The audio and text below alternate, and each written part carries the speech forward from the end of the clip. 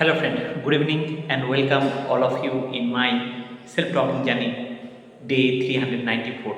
So, last 1 year I consistently continue this self-talking journey. So, each and every day, basically, I promote one thing, that is, we should take care of our body, soul, mind at least 15 to 20 minutes every day with consistency. Today, I discuss something different. Why wisdom comes only to certain people. So we know why Arjuna receives divine guidance against and again. কখন কি ভেবে দেখেছেন যে মহাভারতের সবচেয়ে মহান যোদ্ধা অর্জুনকে নিয়ে একটা অদ্ভুত রহস্য আছে? আমরা সবাই জানি অর্জুন ছিলেন এক অসাধারণ যোদ্ধা, যার একাগ্রতা, সাহস ও ধর্মনিষ্ঠা তাকে ইতিহাসের অন্যতম শ্রেষ্ঠ বীর করে তুলেছিলেন। কিন্তু যদি আমি আজ আপনাকে বলি, অর্জুনের জীবনের দিকে গভীরভাবে তাকালে একটা খুব অস্বস্তিকর প্রশ্ন সামনে আসে। প্রশ্নটা হলো, অর্জুন কি সত্যি নিজের যোগ্যতায় এত মহান ছিলেন, নাকি জীবনের প্রতিটি গুরুত্বপূর্ণ মোড়ে তিনি কি অন্যদের কাছ থেকে বিশেষ কোনো ফেসিলিটি বা সুবিধা বা বিশেষ আশীর্বাদ অথবা বিশেষ পক্ষপাত পেয়েছিলেন? জাস্ট একবার ভাবুন, তার গুরু দ্রোণাচার্য শুধু অর্জুনকেই পৃথিবীর সর্বশ্রেষ্ঠ ধনুর্ধর বানাতে চেয়েছিলেন। এমনকি একলব্যের মতো প্রতিভাকেও থামিয়ে দেওয়া হয়েছিল, যাতে অর্জুনের শ্রেষ্ঠত্ব অটুট থাকে। আবার দেখুন, যুদ্ধক্ষেত্রে অর্জুনের সারথীকে স্বয়ং শ্রীকৃষ্ণ। এটা কি শুধুই কাকতালীয়? যেখানে অন্য যোদ্ধারা নিজেদের ভাগ্যের সঙ্গে একা লড়েছে, সেখানে অর্জুন যেন বারবার পেয়েছেন দেবতাদের সমর্থন, গুরুদেবের আশীর্বাদ এবং ভাগ্যের অতিরিক্ত সহায়তা। তাহলে প্রশ্নটা স্বাভাবিকভাবেই আসে, অর্জুন কি শুধু নিজের প্রতিভাই মহান হয়েছিলেন, নাকি হয়তো মহাভারত আমাদের এমন কিছু শেখাতে চেয়েছেন যেটা আমরা আজও পুরোপুরি বুঝে উঠতে পারিনি? আর তাই আজ আমরা মুখোমুখি হব একটা অস্বস্তিকর কিন্তু অত্যন্ত গভীর সত্যের। So let's begin.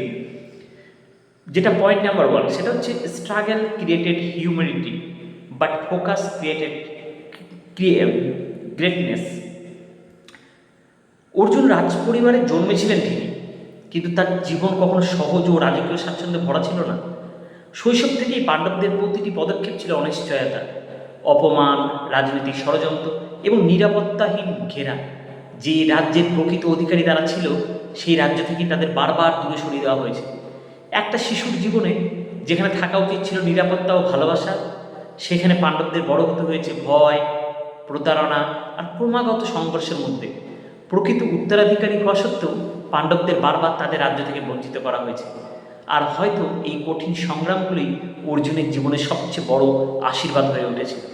কারণ সংগ্রামের একটা অদ্ভুত শক্তি আছে। এটা হয় মানুষকে ভিতর থেকে তিক্ত করে তোলে, অথবা তাকে আরও স্থির, আরও বিনয়ী, আরও মাটির কাছাকাছি নিয়ে আসে। অর্জুনের ক্ষেত্রে সংগ্রাম তাকে বিনয়ী করেছিল। আর যেটা পয়েন্ট নাম্বার 2, সেটা হচ্ছে লেজার শার্প ফোকাস। কিন্তু শুধু বিনয় কাউকে অসাধারণ বানায় না। একটা জিনিস অর্জুনকে সবার থেকে আলাদা করেছিল, তার তীক্ষ্ণ অটল লেজার শার্প ফোকাস। ছাত্রজীবন থেকেই অর্জুন নিজের মধ্যে তৈরি করেছিলেন অবিশ্বাস্য মাত্রার একাগ্রতা, কঠোর শৃঙ্খল, শেখার প্রবল কৌতূহল এবং লেজার শার্প ফোকাস। যখন অন্যরা ব্যস্ত ছিল প্রতিযোগিতা, অহংকার আর অন্যদের সঙ্গে নিজেকে তুলনা করতে, তখন অর্জুনের মন ছিল একটাই জিনিসে স্থির, নিজেকে আরও নিখুঁত করে তোলা। তিনি শুধু জিততে চাননি, তিনি নিজের দক্ষতার চূড়ান্ত সীমায় পৌঁছাতে চেয়েছিলেন। আর ঠিক এই কারণেই তিনি দ্রোণাচার্যের নজরে এসেছিলেন। অন্ধ পক্ষপাতের কারণে নয়, বরং একজন মহান শিক্ষক নিজের ছাত্রের মধ্যে যে মানসিকতা খোঁজেন, অর্জুন সেই মানসিকতারই প্রতিচ্ছবি ছিলেন। আর পাখির চোখ এর সেই বিখ্যাত ঘটনাটি এই সত্যটাকে সবচেয়ে নিখুঁতভাবে প্রকাশ করে। যখন দ্রোণাচার্য তার ছাত্রদের জিজ্ঞেস করেছিলেন, তোমরা কি দেখতে পাচ্ছ? তোমরা কি দেখতে পাচ্ছ?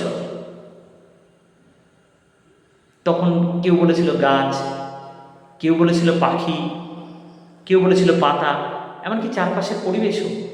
কিন্তু অর্জুনের উত্তর ছিল সম্পূর্ণ আলাদা। তিনি বলেছিলেন, আমি শুধু পাখির চোখ দেখতে পাচ্ছি। আর এই পাখিটি, এই যে একটা উত্তর, এই উত্তরই কিন্তু তার ভবিষ্যতের মহত্বের আসল রহস্য প্রকাশ করেছিল।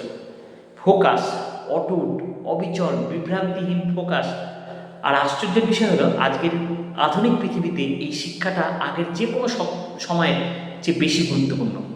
কারণ আজ মানুষের সবচেয়ে বড় সমস্যা প্রতিভার অভাব নয়, জ্ঞান বা সুযোগের অভাব নয়, সবচেয়ে বড় সমস্যা হলো ডিস্ট্রাকশান। আজকের মানুষ নিজের শক্তি হারিয়ে ফেলেছে। অন্তহীন স্ক্রলিং, অতিরিক্ত নয়েজ, ইনস্ট্যান্ট এন্টারটেনমেন্ট আর ওভার থিঙ্কিংয়ের মধ্যে ফলাফল মনে আছে এভরিহোয়ার, কিন্তু ফোকাস নেই এনিহোয়ার। কিন্তু সফলতার নিয়ম আজও সেই প্রাচীন সত্যটাই অনুসরণ করে। যে মানুষ দীর্ঘ সময় ধরে একটি লক্ষ্যকে কেন্দ্র করে গভীরভাবে ফোকাস করতে পারে, সে স্বাভাবিকভাবেই ভিড়ের থেকে অনেক অনেক এগিয়ে চলে যায়। আর ঠিক এই কারণেই অর্জুনের গল্প আজও কিন্তু টাইমলেস। কারণ অর্জুন আমাদের শেখান কৃষ্ণের দিক নির্দেশনা পাওয়ার আগে নিজের মধ্যে অর্জুনের মতো ফোকাস তৈরি করতে হয়। কারণ যেখানে মন সম্পূর্ণভাবে এক জায়গায় স্থির হয়, সেখানেই অসাধারণত্বের জন্ম হয়। আর পয়েন্ট নাম্বার 3, পৃথিবী পরিশ্রম নয়, ফলাফলের বিচার করে। মহাভারতের মহর্ষি ব্যাসদেব আমাদের আরও শিখিয়েছেন যে একাগ্রতা এই লেজারের মতো তীক্ষ্ণ প্রকাশের অবিশ্বাস্য শক্তি। দ্রৌপদী স্বয়ংবরের সেই কঠিন পরীক্ষার কথা মনে আছে? ওটা কোনো সাধারণ প্রতিযোগিতা ছিল না। যোদ্ধাদের নিচের জলে ঘূর্ণায়মান মাছের প্রতিফলন দেখতে হতো, আর তারপর উপরে থাকা মাছের চোখে নিখুঁতভাবে লক্ষ্যভেদ করতে হতো। একবার শুধু কল্পনা করুন, কি অসাধারণ মাত্রার কনসেন্ট্রেশনের প্রয়োজন ছিল সেখানে। শুধু শক্তি যথেষ্ট ছিল না, শুধু প্রতিভাও যথেষ্ট ছিল না, এমনকি রাজকীয় পরিচয়ও কিন্তু যথেষ্ট ছিল না। সফল হতে পারত শুধুমাত্র সেই ব্যক্তি যার মন সম্পূর্ণভাবে ডিস্ট্রাকশন থেকে মুক্তি।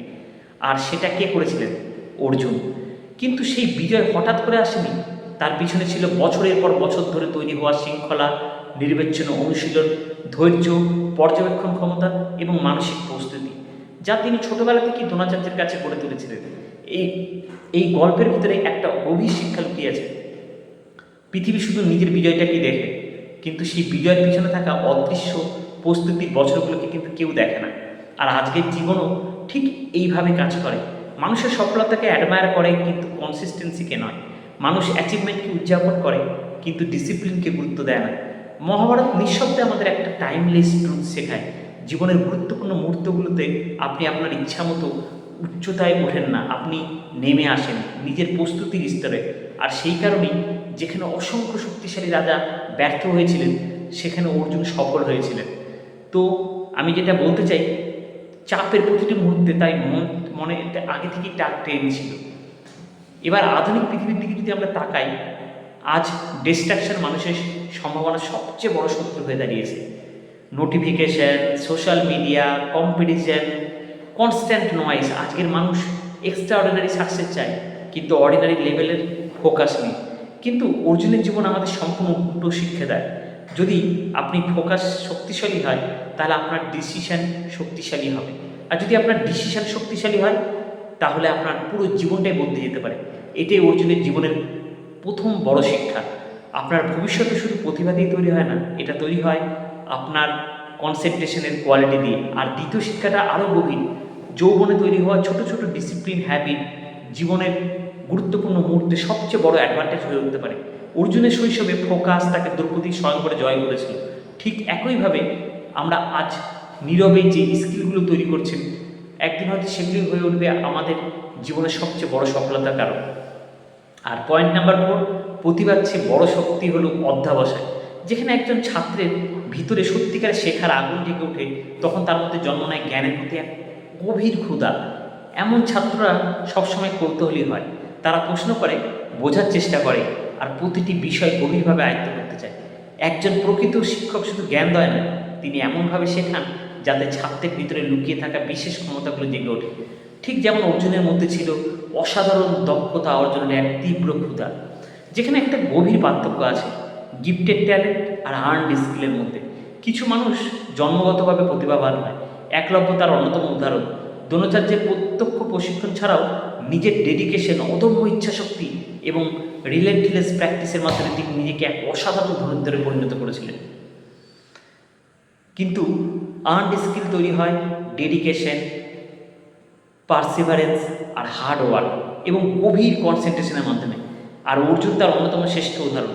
এই কনসেপ্টটা আরও গভীরভাবে বুঝতে চাইলে একবার আবার মহাভারতের একলব্য এপিসোডটি দেখুন, তাহলেই বুঝতে পারবেন জন্মগত প্রতিভা গুরুত্বপূর্ণ হলেও অদম্য ডেডিকেশন, ফোকাস এবং রিলেন্টলেস প্র্যাকটিস একজন সাধারণ মানুষকেও অসাধারণ করে তুলতে পারে। অর্জুন শুধু প্রতিভার কারণে মহান ধনুর্ধর হয়নি, তিনি মহান হয়েছিলেন তার রিলেন্টলেস প্র্যাকটিস, অবিরাম শেখার ইচ্ছা এবং অটল কমিটমেন্টের জন্য। প্রতিভা হয়তো কিছু মানুষের জন্য ঈশ্বর উপহার, এটা ঈশ্বরের উপহার, কিন্তু স্কিল এমন একটা জিনিস যা সিনসিয়ার এফোর্ট দিলে যে কেউ তৈরি করতে পারে। আর এখানেই একজন শিক্ষক ও ছাত্রের মধ্যে সবচেয়ে গুরুত্বপূর্ণ সূত্র লুকিয়ে আছে। একজন শিক্ষক পথ দেখাতে পারেন, জ্ঞান দিতে পারেন, অনুপ্রেরণা দিতে পারেন, কিন্তু সফলতা কখনো স্বয়ংক্রিয়ভাবে আসে না। শেষ পর্যন্ত একজন ছাত্রের নিজের সেলফ ডিসিপ্লিন, ডেডিকেশন এবং ডিটারমিনেশনই তার ভবিষ্যৎ নির্ধারণ করে। তো ধন্যবাদ আপনাদের সকলকে। আর এখানে শেষ হচ্ছে আমাদের প্রথম এপিসোড। আবার দেখা হবে নেক্সট এপিসোডে আরও গভীর, আরও অজানা মহাভারতের আরও পাওয়ারফুল সত্য নিয়ে। তো আমি থ্যাঙ্কস জানাতে চাই আমার প্রিয় বন্ধু ঢোল, যে এত সুন্দর সুন্দর কন্টেন্ট খুব সুন্দর করে সে লেখে, তার দেখার দৃষ্টিভঙ্গি, এবং আমার মনে হয় এটা আজকে আমরা যে পৌরাণিক কাহিনী শুধু পৌরাণিক দিনের জন্য নয়, আজকের দিনের জন্য এটা কিন্তু সমানভাবে আমাদের জীবনের সামনের দিকে এগিয়ে চলার পথে একটা বিশেষভাবে কাজ করতে পারে আমরা যদি সেটাকে সঠিকভাবে কাজে লাগাই। তো আমি আশা করি আপনারা আগামী দিনে এই যেগুলো আমাদের পৌরাণিক দিনে অনেক কিছু জিনিস মানে ডিকোড করে রাখা আছে, যা যা এনকোড করে রাখা আছে, সেগুলোকে আমরা যদি ঠিকঠাক করে ডিকোড করি এবং আমাদের জীবনে যদি প্রয়োগ করি, আমরা অনেক বেটার জায়গায় যেতে পারবো। আর আমার মনে হয় চেষ্টা করলে এই সঠিকভাবে নিষ্ঠার সাথে যে কোনো কিছু অ্যাচিভ করা মানে সম্ভব আমাদের জীবনে। So wish you all the best. Thank you so much. Bye bye, take care.